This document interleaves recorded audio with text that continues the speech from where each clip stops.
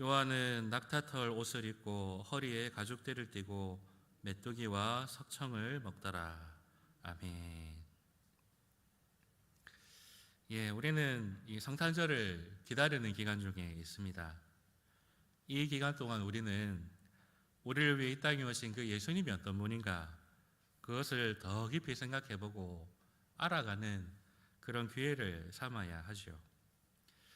우리가 이 예수님께서 이 땅에 오신 그 의미를 더 풍성히 깨닫는 방법 중에 하나는 이 예수님의 탄생에만 집중하는 것이 아니고 그와 관련된 성경의 여러 인물들, 또 예수님 당시의 상황, 또 그 시대의 이스라엘의 모습 등을 함께 생각해 볼 때에 우리는 더 풍성하게 알아갈 수가 있습니다. 그런 의미에서 오늘은 우리 예수님의 오심을 예비한 사람, 바로 이 세례 요한에 대해서 좀 함께 나누려고 합니다. 왜냐하면 세례 요한은 예수님의 오심을 준비한 사람이자 이 예수님의 사역을 미리 보여주는 예수님의 모형, 예수님의 예고편 역할을 하는 사람이기 때문에 그렇습니다. 여러분, 세례 요한을 통하여 볼 수 있는 예수님의 사명, 예수님의 모습, 그것이 무엇일까요? 오늘 성경을 통하여서 우리가 함께 알아가기를 원합니다. 먼저 세례 요한이 어떤 인물이고 그의 사명이 무엇인지 우리가 함께 살펴봅시다. 여러분, 먼저 기억해야 할 것은 이 세례 요한은 선지자라는 사실입니다.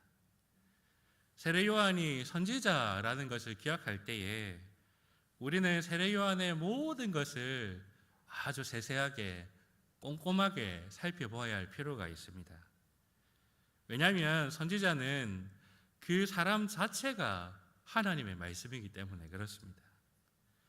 선지자는 자기의 말로써 하나님의 말씀을 전할 뿐만 아니라 자신의 모습, 자신의 행동, 심지어는 자신의 결혼 생활을 통하여서도 하나님의 말씀을 전하는 사람입니다.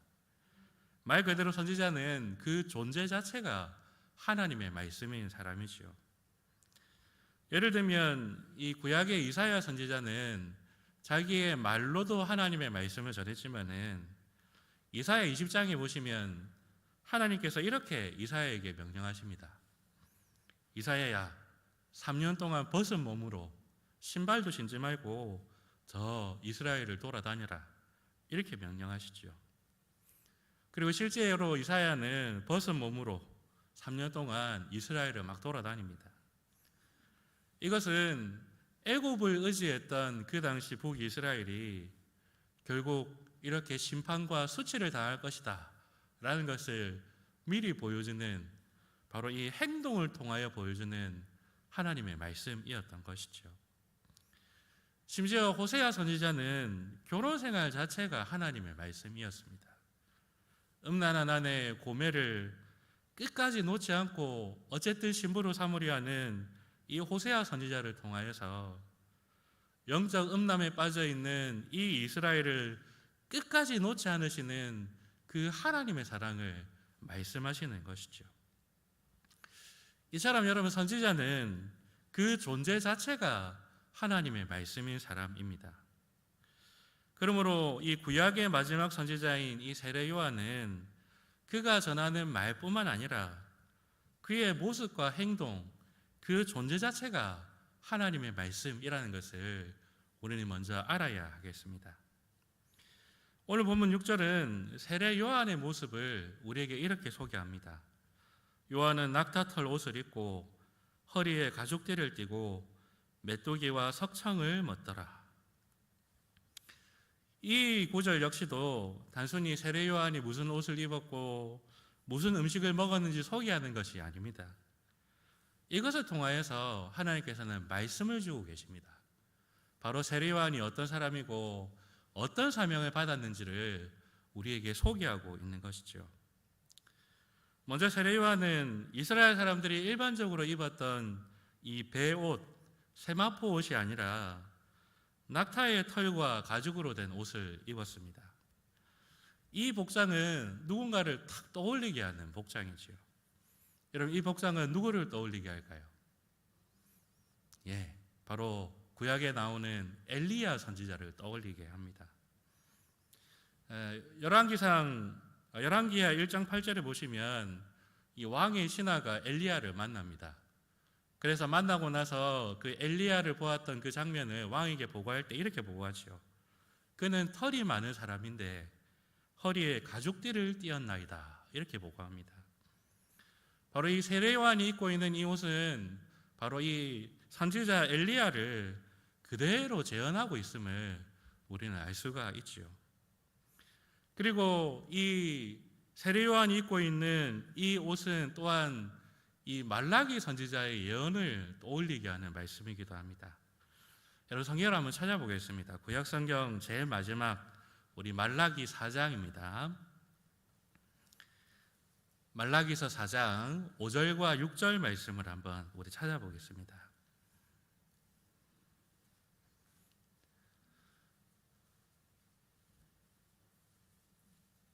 말라기서 4장 5절과 6절 말씀입니다. 우리 찾으셨으면 다 같이 읽겠습니다. 보라, 여호와의 크고 두려운 날이 이르기 전에 내가 선지자 엘리야를 너희에게 보내리니 그가 아버지의 마음을 자녀에게로 돌이키게 하고 자녀들의 마음을 그들의 아버지에게로 돌이키게 하리라. 돌이키지 아니하면 두렵건대 내가 와서 저주로 그 땅을 칠까 하노라 하시니라. 아멘. 이 여호와의 날이 임하기 전에 하나님께서는 엘리야를 보내시겠다라고 약속을 하셨습니다. 그런데 세례요한은 그 보내시겠다 약속하신 엘리야가 바로 나다라고 이 복장을 통하여서 선언하고 있는 것이죠. 여러분, 이 말라기서에서 예언된 이 엘리야가 하는 사역이 무엇입니까? 바로 아버지의 마음을 자녀에게 돌이키게 하고 자녀들의 마음을 아버지에게 돌이키게 한다라는 사역입니다. 이 아버지와 자녀의 마음이 완전히 나눠져서 분리되어져 버린 그 관계를 다시 화해시키고 하나가 되게 하는 것이 바로 이 말라기서에 예언된 엘리야가 하는 행동인 것이지요. 그래서 세례요한은 실제로 이 예언된 엘리야의 사역을 실제로 행합니다. 그것이 바로 회개의 세례를 베푸는 사역이었지요. 하나님을 떠난 이 이스라엘의 마음을 다시 하나님께로 돌이키기 위해서 엘리야는 회개의 세례를 전파했습니다. 그러니까 세례 요한은 그의 사역뿐만 아니라 그가 입고 있는 옷도 바로 그의 사명이 무엇인지를 전하고 말하고 있는 것입니다. 이러한 세례 요한의 사명은 그가 먹는 음식에도 똑같이 나타납니다. 요한이 먹은 음식에 대하여서는 우리 본문 6절에 메뚜기와 석청을 먹었다라고 말을 합니다. 여러분, 처음에 말씀드린 것처럼 선지자는 그 존재 자체가 말씀인 사람이지요. 그러니까 세례 요한이 먹은 음식도 하나님의 말씀을 드러냅니다. 먼저 이 석청은 문자 그대로 번역하면 자연산 꿀입니다. 사람이 양봉을 해가지고 만들어낸 꿀이 아니고 자연에서 벌들이 스스로 만들어낸 꿀이라는 뜻이죠. 여러분, 성경에서 이 꿀은 하나님의 말씀과 늘 연결되어 있습니다. 그래서 여러분, 가나안 땅은 젖과 꿀이 흐르는 땅이지 않습니까? 실제로 여러분, 가나안 땅에 막 우유가 줄줄 흐르고 그 꿀이 길바닥에 막 철퍽철퍽 흐른다는 말이 아니죠. 바로 하나님의 약속과 하나님의 이 안식의 그 교제가 있는 땅, 바로 하나님께서 말씀을 통하여 하나님의 백성들과 교제하는 땅이라는 의미를 가지고 있죠. 그리고 다윗은 하나님의 말씀을 꿀보다 더 답니다라고 그렇게 찬송을 합니다. 그래서 여러분, 세례 요한이 이 석청, 자연산 꿀을 먹었다라는 것은 바로 이 하나님의 안식과 이 말씀이 주는 그 교제를 다시 회복하는 사명을 가지고 있다라는 것을 보여줍니다. 그리고 세례 요한은 석정과 함께 메뚜기를 먹습니다. 여러분, 구약 성경에서 이 메뚜기는 너무나 약해져 버린 이스라엘 백성들이 자기 자신을 가리킬 때 사용하던 표현이었습니다. 우리 지난주 금요일 날 강사 목사님 오셔가지고 이 본문으로 설명하셨는데요. 가나안 땅에 12명의 정탐꾼이 가지 않습니까? 그 정탐꾼들이 돌아와서 보고를 하는데 10명의 정탐꾼이 이렇게 보고합니다. 그 땅에는 거인들이 살고 있습니다. 그들의 입장에 보았을 때 우리는 메뚜기밖에 안 됩니다. 그렇게 보고하죠. 아무리 발부둥 쳐도 힘없이 먹힐 수밖에 없는 존재, 이 메뚜기가 우리의 모습이다 라고 말을 하고 있죠. 예수님 당시 이스라엘의 모습도 이랬습니다. 로마의 통치 아래 살아가면서 로마가 주는 평화에 푹 빠져 있었습니다. 그래서 하나님 아버지에게서부터 마음이 떠나버려서 하나님과 전혀 상관없는 그런 삶을 살고 있었죠. 그리고 그들은 이 거대한 로마 제국에 비하면 자기 자신들은 하찮은 메뚜기와 같다라고 생각하며 살았습니다. 그런데 세례요한은 그렇게 자기 비하에 빠져 있는 이 하나님을 떠나버린 이스라엘을 다시 한번 흔들어 깨우고 있는 것이죠. 세례요한은 메뚜기를 먹습니다. 그리고 석청을 먹습니다. 여러분, 성경에서 이 먹는다라는 표현은 연합의 의미를 가지고 있습니다. 바로 이 세례요한 안에서 메뚜기처럼 연약해진 이스라엘이 꿀 같은 하나님의 말씀과 연합하여서 다시 회복되고 안식을 누리고 하나님의 백성으로 서게 될 것이라는 것을 보여주고 있는 것입니다. 결국 세례요한이 약대털 옷을 입고 메뚜기와 석청을 먹고 회개의 세례를 베푸는 모든 것이 하나의 의미로 연결되고 있는 것입니다. 너무나 연약해져서 하나님 아버지께서 멀어져 버린 이 이스라엘을 하나님의 말씀을 통하여서 회복시키고 다시 안식을 누리게 하는 것, 이것이 세례요한의 사명이었던 것이지요. 예수님의 이 성탄을 기념하며 다시 오실 그리스도를 기다리는 우리는 우리 자신을 잘 살펴보아야 합니다.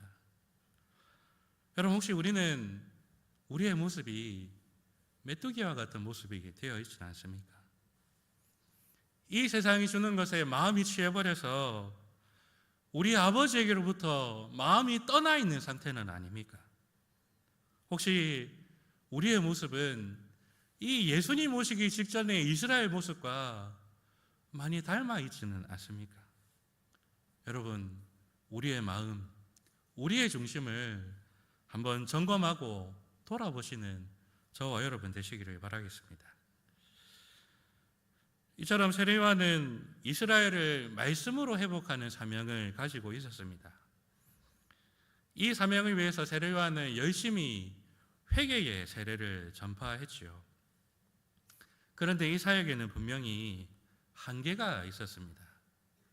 왜냐하면 세례요한 자신은 사람을 변화시킬 수 있는 능력은 없었기 때문에 그렇습니다. 회개의 세례를 전파하긴 했지만은 그것 자체가 사람 자체를 변화시킬 수는 없었습니다. 왜냐하면 사람은 회개한 다음에 또 죄를 짓기 때문에 그렇습니다. 정말로 이 아버지에게서 멀어진 자식의 마음을 돌이키기 위해서는 단순히 그냥 아버지 잘못했습니다 말 한 번 하는 것으로 끝나는 것이 아니라 정말 이 자식의 마음 자체를 변화시킬 수 있는 능력이 필요했습니다. 그래서 세례요한은 열심히 자신의 사역을 하긴 했지만은 실제로는 그 마음, 그 중심까지는 변화시킬 수 없다는 것을 잘 알고 있었습니다. 그래서 세례요한은 자신의 한계를 아주 솔직하게 그리고 분명하게 고백을 하죠. 그것이 바로 우리가 오늘 읽었던 본문 바로 이어서 나오는 말씀인데요. 우리 한번 읽어보겠습니다. 우리 마가복음 1장 7절과 8절 말씀입니다.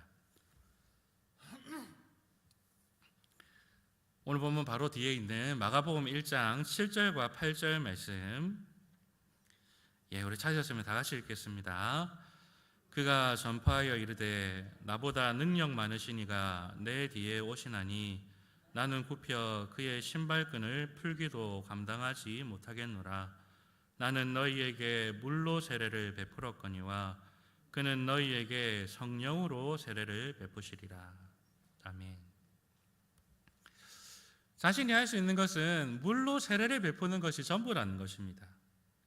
하지만 자기 뒤에 오시는 분, 바로 참 선지자이시고 그리스도가 되신 예수님은 성령으로 세례를 베푸실 것이다. 그 마음 중심 자체를 바꾸어 놓으실 것이다 라고 고백하고 있는 것이죠. 바로 이 성령을 보내셔서 그 사람의 중심까지 변화시킬 수 있는 능력은 오직 예수님밖에 없다, 이 고백을 하고 있는 것입니다. 그래서 아버지에게 멀어진 자식의 마음을 다시 아버지께로 향하게 하고, 하나님 아버지의 마음을 다시 자식에게 향하게 하는 이 온전한 중보의 사역, 화해의 사역을 바로 예수님께서 완성하실 것이다 라고 세례 요한이 고백하고 있는 것입니다. 세례 요한이 자신의 사역을 통하여, 옷을 통하여, 음식을 통하여 보여주었던 그 모든 하나님의 계시가 바로 예수님을 통하여서 온전히 성취된다 라고 말을 하고 있는 것입니다. 특별히 이 모든 사역의 성취자이신 이 예수님에 이르러서는 우리가 앞서 살펴보았던 이 메뚜기의 의미가 더 확장되어 나타나는 것을 볼 수가 있습니다. 세례 요한에게서 보았던 이 메뚜기의 의미는 먹히는 자, 아무런 힘이 없는, 그래서 아버지로부터 떠나버린 이 이스라엘의 모습을 상징하는 것이었습니다. 그런데 여러분, 성경에서는 이 메뚜기의 의미가 또 다른 의미가 하나 더 있습니다. 바로 힘없이 먹히는 자일 뿐만 아니라 모든 것을 먹어치우는 먹는 자의 모습입니다.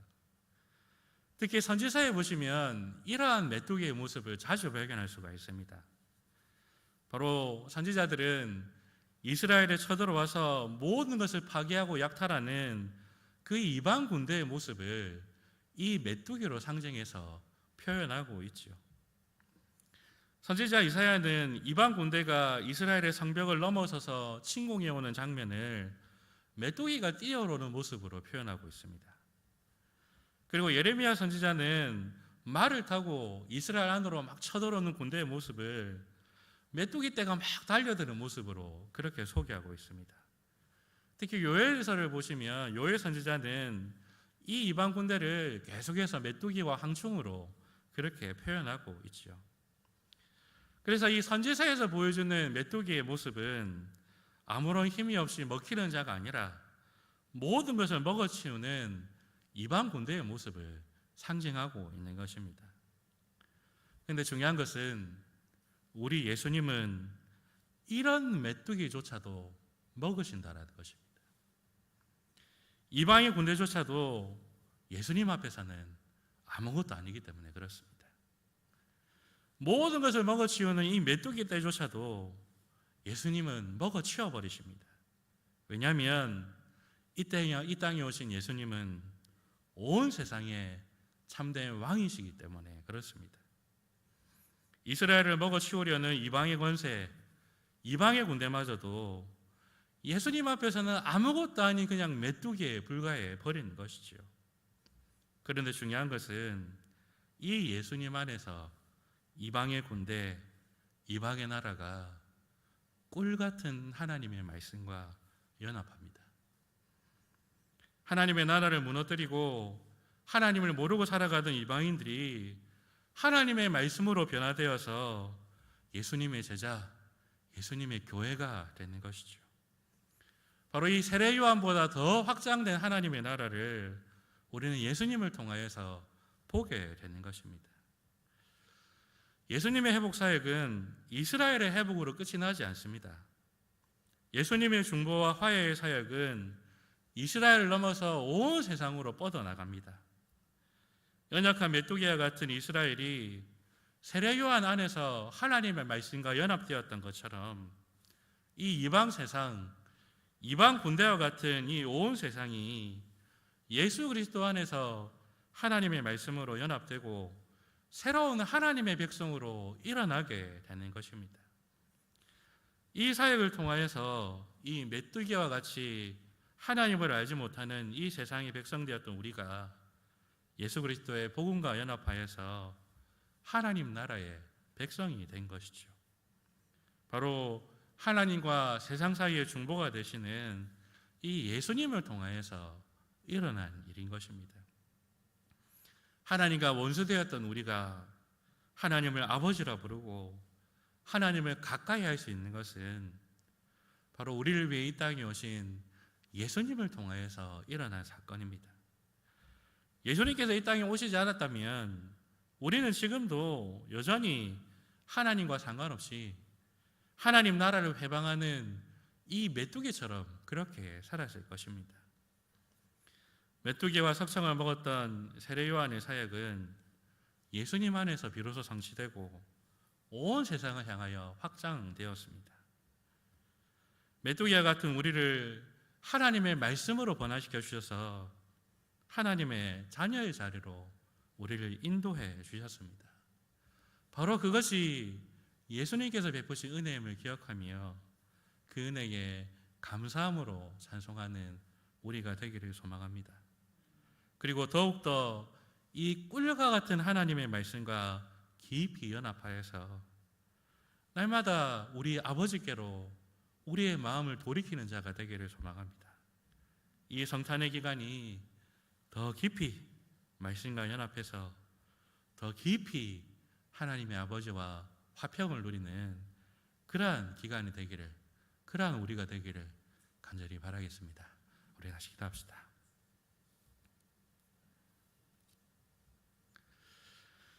하나님 아버지 감사합니다. 하나님 없이 살았던 우리를 예수님을 통하여 불러주시고 하나님의 말씀으로 변화시켜 하나님 백성 삼아주시니 감사합니다. 그 은혜가 어쩌다 저절로 된 것이 아니라 바로 예수님께서 이 땅에 오심으로 이루어진 이름을 기억하며 더욱더 그 주님의 은혜 앞에 겸손히 찬송하게 하시고 무엇보다도 우리를 변화시키신 그 말씀 앞에 더욱더 겸손히 무릎 꿇어 아버지 하나님과 더 깊은 교제와 화해를 경험하는 이 시대의 시절이 될 수 있도록 하나님 도와주시옵소서. 우리 주 예수님 이름으로 기도합니다. 아멘. 찬송가 486장입니다.